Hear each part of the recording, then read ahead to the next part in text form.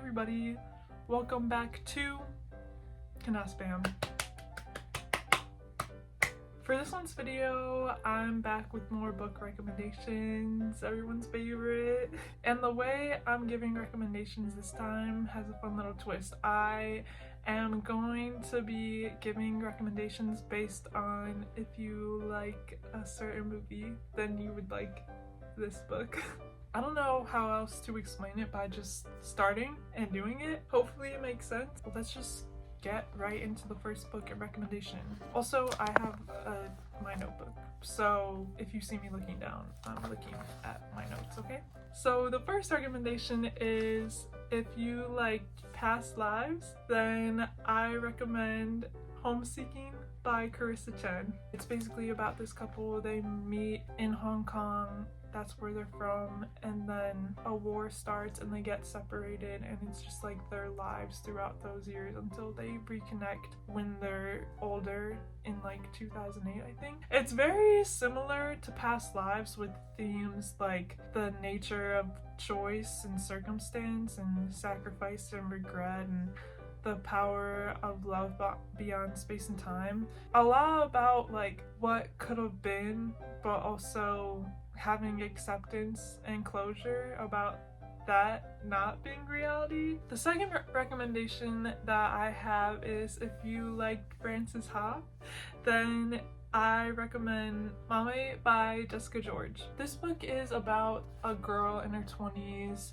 She still lives at home. She's the primary caretaker of her dad. She feels stuck in her job and is a self-described late bloomer and just like a lot of aspects of life, like relationships and all that stuff. She decides to move out and kind of get her life moving a little bit, and so it's very similar to Frances Ha. This book is just so relatable. They just have very similar vibes, just like girls in their 20s trying to figure it out and still feeling like you're growing up, but you're still an adult. For all my girls out there who feel like they're being left behind, it just seems like everyone has their life together and you constantly compare yourself to other people. This is for you. Super relatable, super good.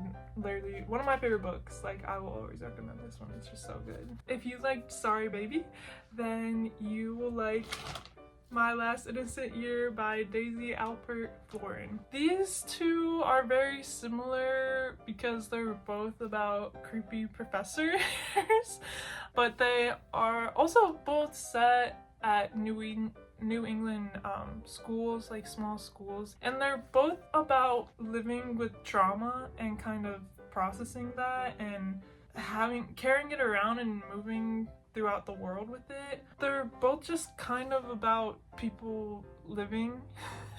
They're both not super action-packed stories, but you still have such strong feelings at the end. My next recommendation is, if you like Sleepless in Seattle, then you will like The Flat Share by Beth O'Leary. This is about this young girl and this young guy share an apartment, but they've never actually met because she works during the day and he works at night. So like, they're sleeping in the same bed, they're living in the same one-bedroom apartment, but they literally have never met face to face anything, and they start sharing notes with each other and developing a relationship through that. It's very similar to Sleepless in Seattle. It's just like a fun, cozy, and cute rom-com. And also off topic, but I love this cover. I think they actually made a TV show based on this book. Yeah, it's just a cute little cozy story. Like, honestly, if you like any rom-com, you would like The Flat Share. So if you like Little Miss Sunshine, then I recommend Commonwealth by Anne Patchett. Both are about a very dysfunctional family. This book, it's about this one guy shows up to a christening party uninvited and ends up making out with the mom of the baby that just had the baptism. And so then both the guy who came uninvited and the mom both divorce their respective spouses and get together, so it merges these two families. It follows them and the consequences of that night and like the rest of their childhood for I think like 4 decades or something like that. Similar to Little Miss Sunshine, dysfunctional family, so it can be funny, but it can also literally rip your heart out. Like, I'm not even kidding. So yeah, and Patcha is just a great writer. Another classic, if you like The Breakfast Club, then I recommend Lonely Castle in the Mirror by Mizuki Sugimura. Hopefully I pronounced that right. It's about these 7 students who do not go to school for various reasons, and they all wake up to this mirror in their room, and when you go through it, they're in this like huge castle, and there's this young girl in a mask named the Wolf Queen. They all have to hunt for a key that can grant them one wish. So it's very similar to The Breakfast Club, where it's a bunch of kids that really seem like they don't have anything in common at first. Then the more that they get to know each other and the more they get to talk and just be real and not worry about everyone else, like peer pressure and all that stuff, they realize they have a lot more in common than they think, and it's just such a cute and heartwarming story, and I really loved this book. So if you like K-pop demon hunters, then I recommend The Girl Who Fell Beneath the Sea by Axio. This is another one of my favorite books. Basically, this town sacrifices a young girl every year to try and appease the sea god. This girl on the cover right here sacrifices herself to try and meet with the sea god and be like, what is going on?